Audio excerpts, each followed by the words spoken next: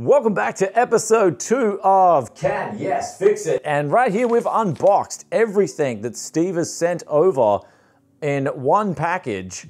And there was a lot of boxes to go through with a lot of stuff. So what we got here is a nice letter from Steve. I'll put this up on the screen. Thank you so much for supporting Tech Yes City since 2017 as well.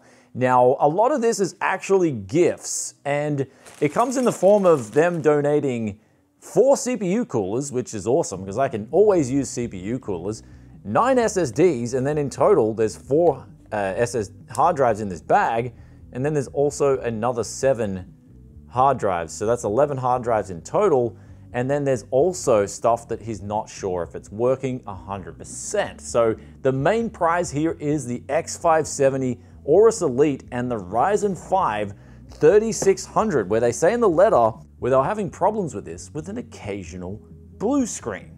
Now, I've got experience in dealing with the occasional BSOD on a Ryzen 5, especially a Ryzen 5 3600, and the X570 Elite. This is generally a pretty good motherboard, and you do admit one thing in the letter. I think you've almost solved your own problem here, where you say you changed the CPU over and you didn't have any problems for a couple of weeks, but then you just wanted to change it over the motherboard anyway for peace of mind.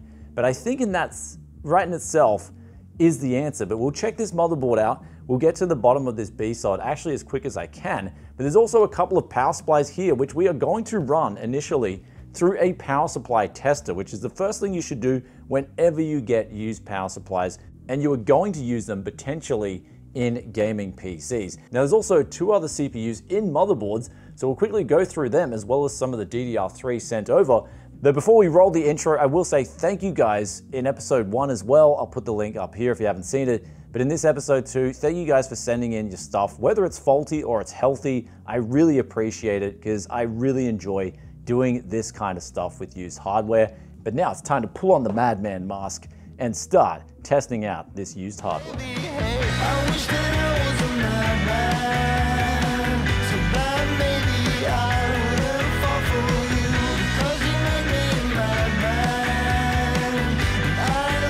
So here we are now with the final test going on with these parts sent in from Steve. And what we've got right now is a motherboard in Ryzen 5 3600 that's essentially working fine. And I'm going to go over the process of testing essentially for stability, especially if you have a rare blue screen of death, because there's nothing more frustrating than having a PC that works fine at least for a week, maybe even 2 weeks, but then you get these occasional BSODs, and it can be so frustrating. So basically the way to weed this out, I'm not going to be able to weed this out in a few hours or even a day. The way to weed it out, however, is to just use this system without any overclocks installed. And what I mean by that is especially on your XMP, on your memory. And because this memory right now, it's only running at 2400 megahertz. And this is an important thing to understand here. So it's DDR4 memory, double data rate, and so that gets doubled to 2400 megahertz. And so what is going on here is a lot of these manufacturers, they'll sell 3200 megahertz memory, they'll sell 3600 megahertz DDR4 memory, but that's essentially their overclock from the factory. Those chips haven't been guaranteed from the actual person who, before that, made the chips themselves. They only guarantee, in this case, 2400 megahertz. And if it doesn't pass that, if the memory's found to be faulty, then you can essentially get a refund. But XMP profiles are different. They're just overclocks. And they're not actually guaranteed from the manufacturer of the RAM chips themselves, whether it's Crucial or Samsung or Hynix, SK Hynix. They're usually guaranteed those XMP profiles from the person, the middleman, like for instance G-Skill or Corsair, who actually make the kits and they've validated them and they've tested them. But somewhere along that line, you can get a kit that's passed their test for, say, they test it for 6 or 12 hours, but it's actually still got problems, and then that comes out when you're doing other tests on your PC or you're stress testing it. So my guess would have been, I'm looking firstly at memory, but then the second thing I'm looking at with this setup is I'm looking at the CPU itself, the Ryzen 5 3600. Now, this is known to be pretty much anywhere far from the best bin on the AM4 platform in the Ryzen 3000 series CPUs.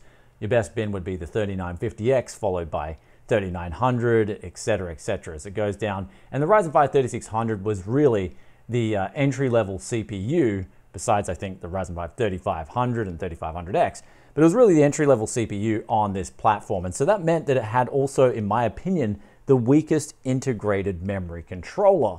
And so here's where you can have a Ryzen 7 3800X, and that's running with 3600 megahertz memory in dual channel. You got 2 sticks, it's running absolutely fine. But then when you install those 2 sticks, those same 2 sticks that's been working absolutely fine for weeks with the Ryzen 5 3600, it then starts blue screening on you. And so that could be a problem as well. So it could either be both things. In this case, I'm looking at as the culprits as either the CPU or the memory. For a motherboard to be giving you out an occasional blue screen is actually even rarer than the CPU or memory giving it out in terms of tuning. And the reason for that is because with a motherboard, if something's not faulty, usually you'll get problems straight away from when you're booting up the PC. There'll just be some issue where the boot stalls. You'll have a problem where it crashes a lot sooner than the occasional rare BSOD once in a blue moon. So that's my experience with motherboards versus RAM versus CPUs. And in this case, we're unfortunately just going to have to find out over time if I run this CPU at 2400 megahertz just after, say, a couple of weeks, and I'm going to be playing, for instance, Dota 2 on this system, just to weed out the motherboard and the RAM and the CPU in conjunction if anything's faulty at the baseline. And so after it passes that test, which I honestly think it will because the CPU temps here are actually really good, coming in at under 65 degrees on a full Cinebench stress test. And once we pass those tests, what we can do there is we can say, okay, what we're going to do is just run this CPU with 3000 megahertz memory instead of 3200 megahertz speeds. And so I can be pretty confident that this is going to last and you're not going to get that rare occasional blue screen of death. Though, if you thought we were done with this combination of parts, I'm not done yet because I have done a whole pretty much other video on the topic of just the CPU itself. So if you want to find out more information, if you think you've got, say, a faulty Ryzen 5 3600, not on the IMC, the integrated memory controller, but on the actual CPU cores themselves, I'll put a link to a video up here where we go through a lot of different steps in that regard. But with this aside, we have finished now all the stress testing on this board. We've also tested out the 2 Intel Z77 motherboards, and they work both fine except for one of the boards actually has a single channel that's not responding properly. And I'm actually not too concerned about this because ultimately I can use it in a budget PC with just 2 8GB sticks of RAM in the 2 slots that I know work, and we've still got a budget gaming outfit that will do the job. Anyhow, with all that aside, it's time now to get on to the motherboard mayhem here, where we are going to start off this process with what I am getting ready. Here is my early generation CPUs. So what we need for this testing is essentially a 2GB stick of RAM. That's going to come in handy. We'll also use a 4GB stick of DDR3. And we also have here an i5-6500, i7-4770, an i7-2600, and an i7-860. And so that should cover pretty much most of the motherboards here. If there are any later motherboards, we'll have to use later generation CPUs to fit those. But essentially what we're going to do is use the first generation of CPU on that particular platform to weed out any issues, if it needs a BIOS update or not. And then of course we're going to have a CMOS battery, a new one, on hand, as well as our trusty multi-purpose spray and a very light brush in order to start cleaning out the pins if we need to. So let's get crack-a-lackin' and go through motherboard mayhem.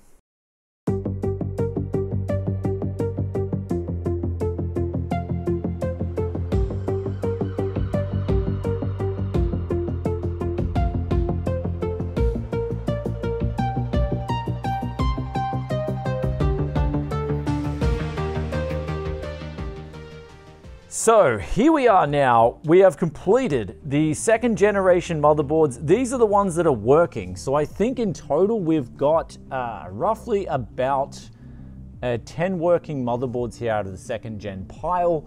And in the trash, so the ones that don't work, we have equally as much, so almost as much. So I'd say half the boards are working and half aren't, which is a really good success rate. And I was going to show you guys B-roll, but I thought this is probably going to take too long. I'm going through so many boards here. Instead, I'm going to talk about the process, something you may have never have heard about on YouTube before. This is a method because you'll notice I got 2 piles. I got one up here. They work first go, first slot. So These are obviously the best pile of motherboards to revert to when I need to put together a budget build, all second and third generation motherboards. This pile here, however, these work, but I'm going to separate them because they got problems. That last board there, we had to try a different memory channel, booted up fine. The first and second board, however, they worked, but they only worked from the 1X PCIe lanes. That's those there. And so this is a little trick. Sometimes you can have a dead top PCIe lane, whether that's the traces going to the motherboard or the slot itself has just been munted beyond repair. You can get around that, say for instance with a, I sometimes pick these, I sometimes clean out crypto mining rigs and I get these little 1X slots. So I get these little 1X slots here and they got a USB attachment and they expand to a 16X slot. And I found sometimes you can get motherboards working in this manner by just using that 1X slot. Now, of course, you cannot put a powerful GPU with this if you're going to flip it in a budget PC, but something like a GT 1030 or a GTX 1050, something real low end, PCIe 1X, even over 3, is going to be absolutely fine for these low end banger GPUs. And so that is a little method that you can salvage a motherboard with. And because sometimes, as we saw in 2 of these motherboards here out of the pile of roughly 20, 2 of the boards still work. They've just got those top PCIe 16X ports that don't work. But now we're going to get onto the 4th gen pile, and actually what I'm going to do is I'm going to come back after I've done all the testing. We'll see the success and failure rate. But one thing is too, we'll explain the other methodology we're going through here. So we've just explained to you guys the 1X PCIe riser trick to get some boards to come back to life or still work. But we're also going to go through the other quick and easy method. You can see here I've just got a process, but we'll describe it after we go through these boards right here.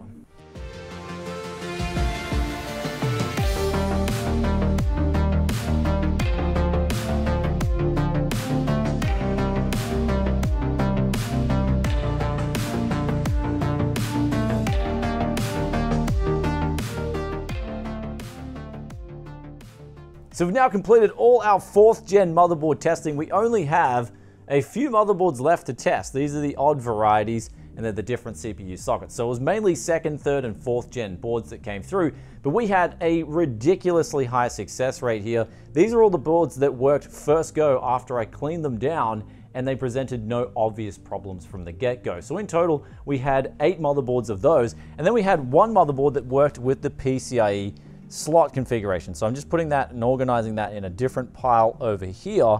And so they're going to be motherboards with problems. And if I have them in the problem bin, I can use them, but I know that I've got to do more testing or I've got to circumvent the problems to get them working. But out of this whole pile, we only had 4 motherboards that were actually faulty and they exhibited either just they weren't working properly, they weren't powering on properly. And we just described before the 1X lane trick. So that's one thing I've never really described before, but I don't know if I've talked about Control-Alt-Delete for saving time. Now, this is where an RGB keyboard comes really in handy because it's going to light up and tell you, hey, there's power going through the motherboard, it's booting up. But also, if the Control-Alt-Delete doesn't work, that means your front end on your motherboard isn't working properly. So that's either your RAM, your CPU, or your motherboard itself. Now, in this case, we know our CPU and RAM work. So that leaves the motherboard left to be really the only culprit here. And so what we're doing after that, well before that actually, before we even test these motherboards, we're doing just the thorough clean down with our X-Power, what used to be the data vac. We'll get onto that in a second.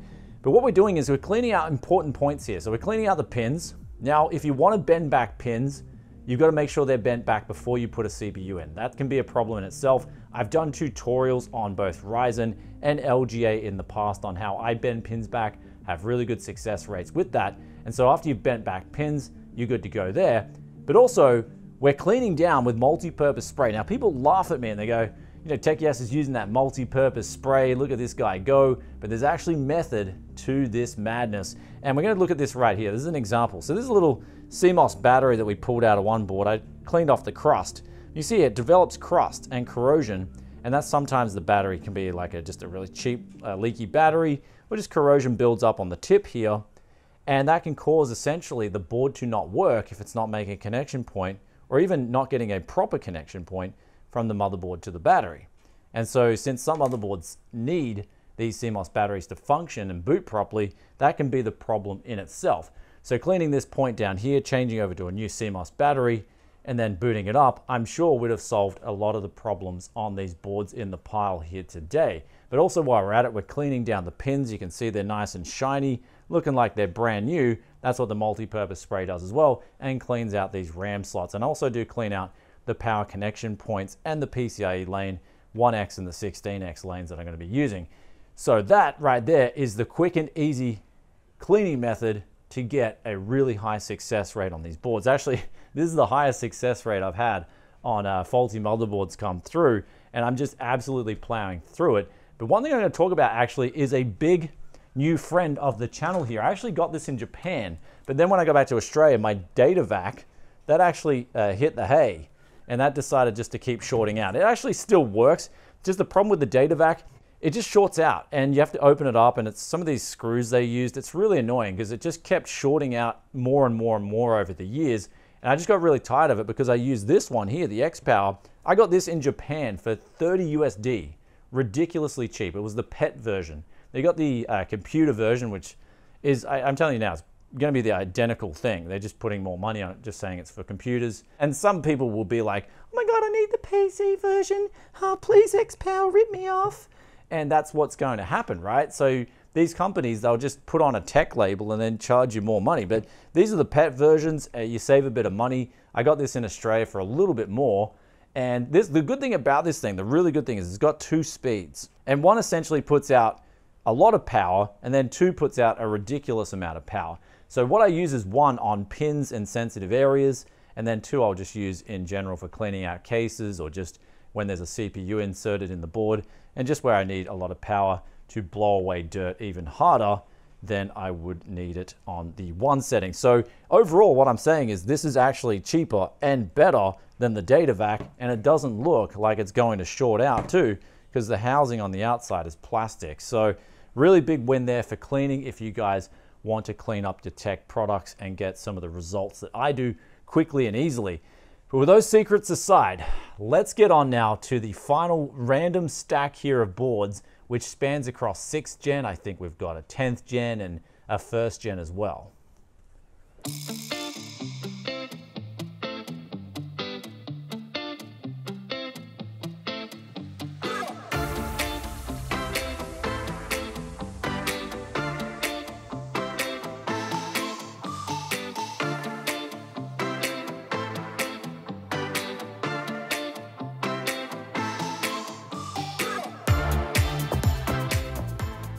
So we've now concluded all our motherboard testing, and what you see right here is a huge success rate. We've got 2 boxes full of boards that all work. However, I have segregated them into the box here where they've got some sort of issue, some sort of problem that I need to circumvent. And then we've got the back box here where they're all working first boot with the PCIe X16 slot and the first RAM slot, no problems. So that is some really good news because we just had a huge success rate here today. Not a whole lot of broken boards. However, these last 2 as well, these special boards, the P55 and the H410, unfortunately, they did not work.